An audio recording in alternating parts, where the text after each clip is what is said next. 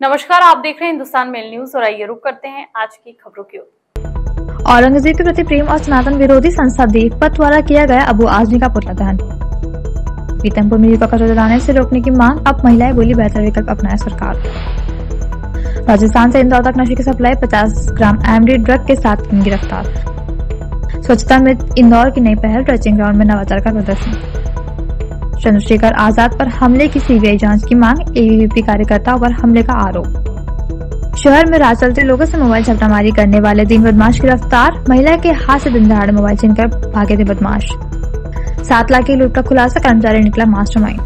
इंदौर में पुलिस के द्वारा महंगे शौक और ऑनलाइन गेम में कर्ज के कारण लिखा पड़ा व्यक्ति चेन स्नेचर बन गया, जिससे पुलिस ने पकड़कर चौंकाने वाले खुलासे किए हैं। बताया जा रहा है कि शुरू से ही मौज मस्ती और महंगे शौक की पूर्ति के लिए आपराधिक घटनाओं में उतरा था और अकेले ही वारदात को अंजाम दिया करता था। बता दें, जांच में सामने आया है कि आरोपी पहले से कर्ज में डूबा था और इस कर्ज से उबरने के लिए उसने ये योजना बनाई। पुलिस ने सीसीटीवी फुटेज के आधार पर शुक्रवार को 2 आरोपियों को गिरफ्तार कर लूट की रकम बरामद कर ली है। टीआई संजू कामले के मुताबिक नवलखा स्थित एक ब्रोकरशिप कंपनी के मालिक आकाश जैन ने अपने कर्मचारी राजू दांगी को 4 मार्च को व्यापारी पवन जोशी से पेमेंट लेने महारानी रोड भेजा था। राजू दोपहर में स्कूटर से निकला और करीब 1 घंटे बाद फोन पर बताया कि वह जब पटेल ब्रिज के पास पहुंचा तो नकाबपोश बदमाश ने चाकू दिखाकर उसका बैग छीन लिया। डर के कारण राजू सीधे नवलखा ऑफिस पहुंचा और वहां से आकाश के साथ थाने जाकर लूट की शिकायत दर्ज कराई। पुलिस को राजू की बातों पर संदेह हुआ और मामले की गहराई से जांच शुरू की। पुलिस ने घटनास्थल के आसपास के सीसीटीवी फुटेज खंगाले, जिससे विक्की निवासी पालदा को पुलिस ने गिरफ्तार किया। जब पुलिस ने विक्की से पूछताछ की तो पता चला कि वह राजू का दोस्त है और लूट की पूरी योजना राजू ने ही बनाई थी। प्रथम दृष्टिया जब हमने इसके गहराई में जाने का प्रयास किया तो वहाँ के कैमरे खंगाले गए और सभी से इसमें बयान लिए गए। बाद में ये घटना इस प्रकार से निकल कर आई है कि जो इनके कर्मचारी थे आकाश, और वो किसी आर्थिक तंगी से गुजर रहे थे, तो उन्होंने अपने दोस्त विक्की के साथ मिलकर इस तरीके की घटना को पुनर्नियोजित कर इस तरीके से अंजाम दिया ताकि ये पैसे का वो अपने पर्सनल काम के लिए उपयोग कर सके। इंदौर के आजाद नगर पुलिस द्वारा मोबाइल लूट के मामले में खुलासा करते हुए 4 आरोपियों को गिरफ्तार किया गया, जिनके पास से 19 मोबाइल फोन बरामद किए गए। बताया जा रहा है कि मौज मस्ती के लिए लूट की वारदात को अंजाम देते थे। पूर्व मामले में जानकारी देते हुए डीसीपी विनोद मीना द्वारा बताया गया कि शहर के विभिन्न क्षेत्रों में मोबाइल स्नैचिंग की वारदात लगातार बढ़ रही थी और इसी के तहत पिछले दिनों खुशी नामक 22 वर्षीय छात्रा द्वारा शिकायत की गई थी कि वह अपने घर पर जा रही थी कि तभी वहां पर सवार अज्ञात बदमाशों ने झापड़ मेरी की वारदात को अंजाम दिया था और इसी पूरी वारदात के बाद पोकरन दर्ज कराने के साथ ही पुलिस आसपास के लगे हुए सामान सीसीटीवी फुटेज खंगाल रही थी और इसी के तहत पुलिस द्वारा सूचना के आधार पर 4 आरोपियों को गिरफ्तार किया गया है, जिनके नाम विकास उर्फ बच्चा, वरुण, रोहित और सुनील नामक आरोपियों को पकड़ा गया है, जिनके पास से 19 मोबाइल जब्त किए गए हैं। जो जैसे कि आप रिपोर्ट में देख पाएंगे कि नशे बेसिकली जो भी है सभी नशा करते हैं और इनकी शोहरत ऐसी रही है एनडीपीएस की, तो संभवतः इनके द्वारा इस प्रकार की चोरी की घटना को अंजाम देकर जो पैसे का इंतजाम होता था उससे इस प्रकार की चीजें करने के लिए इनके द्वारा घटना की जाती है। इंदौर की आजाद नगर पुलिस ने एमडी ड्रग की तस्करी के आरोप में 3 लोगों को गिरफ्तार किया है। आरोपियों के पास से लगभग 50 ग्राम एमडी ड्रग बरामद की गई। बताया जा रहा है कि मुख्य आरोपी राजस्थान से इंदौर में ड्रग की डिलीवरी देने आया था, लेकिन पुलिस की मुस्तैदी के चलते उसे पकड़ लिया गया। इससे पहले आईपीएस करणदीप सिंह ने तेजाजी नगर क्षेत्र में 200 ग्राम एमडी ड्रग बरामद की थी, जिसके आधार पर पुलिस को इन आरोपियों की जानकारी मिली थी। आजाद नगर पुलिस ने जावेद उर्फ छोटू खान निवासी झालावाड़ राजस्थान, पसीम पुत्र राजू निवासी बाड़ोद और सुरेश पुत्र सखाराम को मूसाखेड़ी इलाके से गिरफ्तार किया है। पुलिस को मुखबिर से सूचना मिली थी कि जावेद इंदौर में एमडी ड्रग की डिलीवरी देने आया है। सूचना के आधार पर पुलिस ने घेराबंदी कर आरोपियों को पकड़ लिया और तलाशी के दौरान उनके पास से लाखों रुपए के 500 ग्राम एमडी ड्रग बरामद की गई। लगभग 10 दिन पहले तेजाजी नगर पुलिस ने आईपीएस करणदीप सिंह के नेतृत्व में 200 ग्राम एमडी ड्रग बरामद की थी। इस कार्रवाई के दौरान कई स्थानीय तस्करों के नाम सामने आए थे। पुलिस को शाहरुख उर्फ पेट्रोल से पूछताछ के दौरान पता चला कि इंदौर में नशे का सामान राजस्थान और बाड़ोद के रास्ते लाया जाता है। इस सुराग के आधार पर पुलिस ने तस्करों को ट्रैक किया और उन्हें दबोचने में सफलता पाई।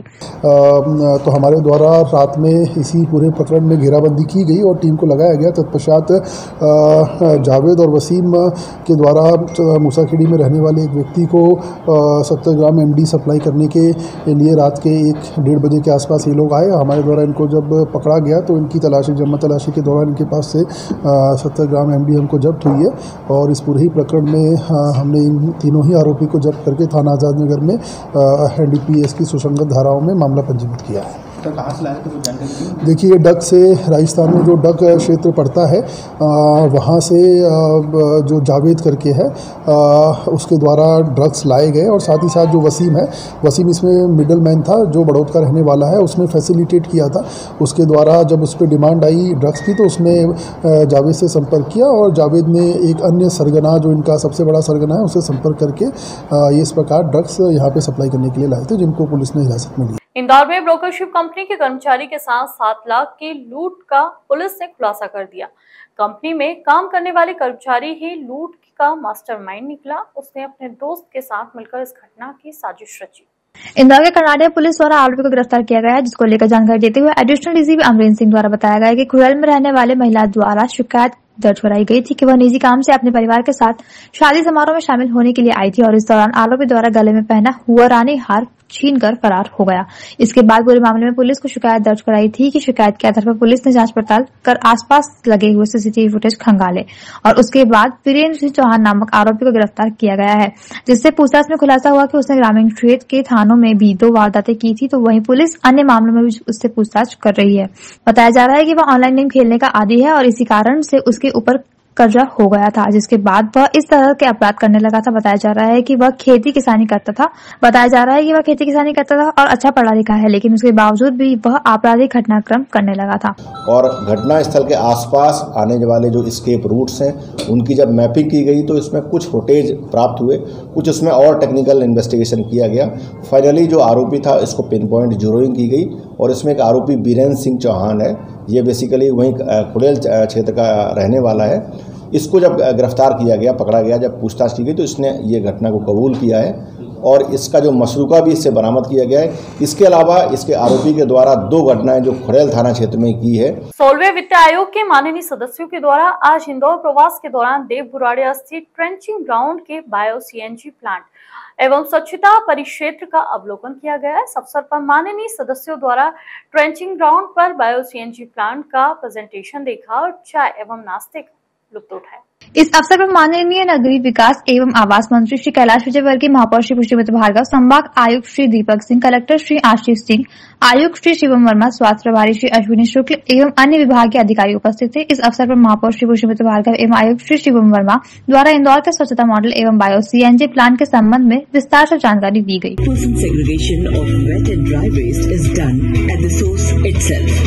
Words of Indore Municipal Corporation, the waste is brought to this huge plant which is spread over 15 acres. Then the refining.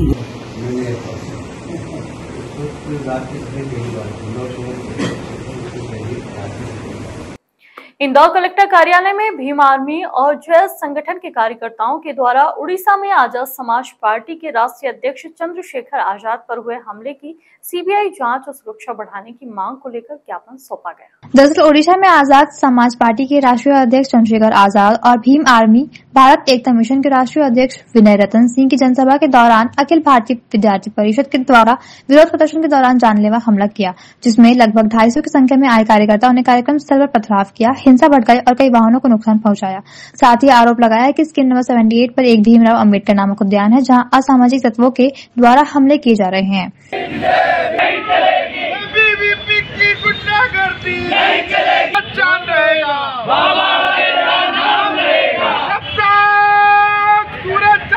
हमारी इसमें मुख्य मांगे है कि जो हमला के जिन व्यक्तियों ने हमला किया, जिन समाज तत्वों ने हमला किया है, उनके ऊपर सीबीआई जांच है, उन पर कड़ी कार्रवाई हो और हमारे राष्ट्रीय अध्यक्ष और सांसद महोदय जो चंद्रशेखर आजाद जी हैं, उनकी Z+ सिक्योरिटी बढ़ाई जाए। इंदौर में भी कुछ मांग की है।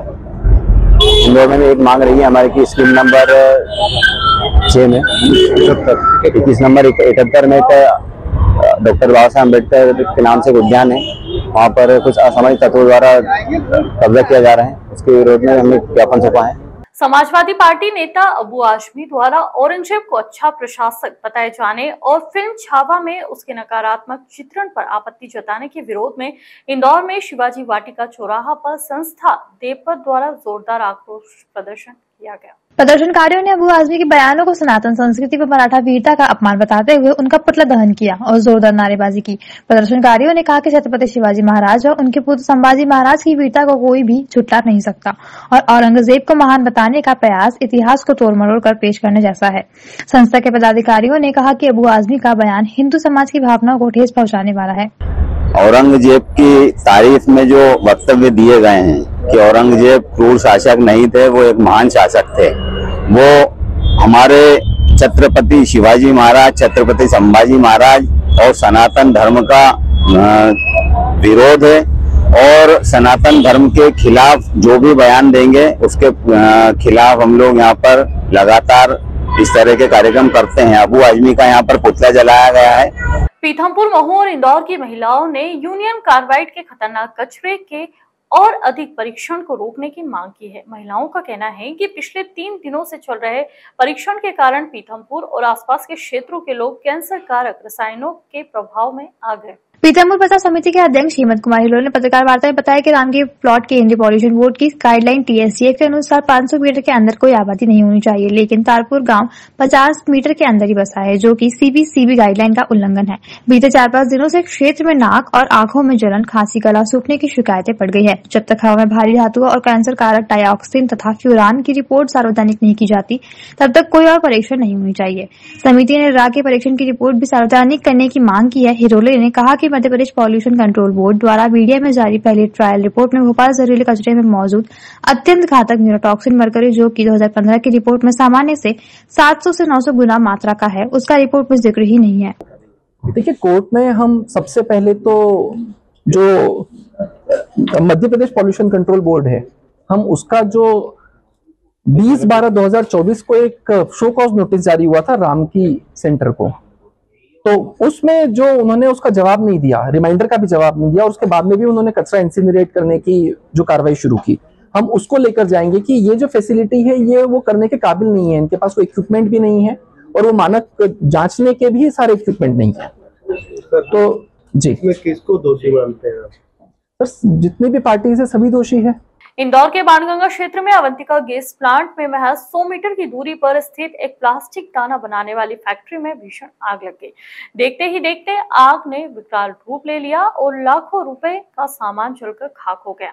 आग लगने की सूचना मिलते ही दमकल की टीम मौके पर पहुंची और कड़ी मशक्कत के बाद आग पर काबू पाया गया। इंदौर के बाणगंगा क्षेत्र में गर्मी की शुरुआत होते ही फैक्ट्रियों में आग लगने की घटनाओं की संख्या बढ़ती हुई नजर आ रही है। बताया जा रहा है कि फैक्ट्री के पास गैस प्लांट होने के कारण हालात और भी गंभीर हो सकते थे, लेकिन दमकल कर्मियों की तत्परता से बड़ा हादसा टल गया। फिलहाल आग लगने की कारणों की जांच की जा रही है। राहत की बात यह रही कि इस घटना में कोई जनहानि नहीं हुई, लेकिन फैक्ट्री मालिक को भारी नुकसान झेलना पड़ा है। पुलिस और दमकल विभाग मामले की जांच में जुटे हैं।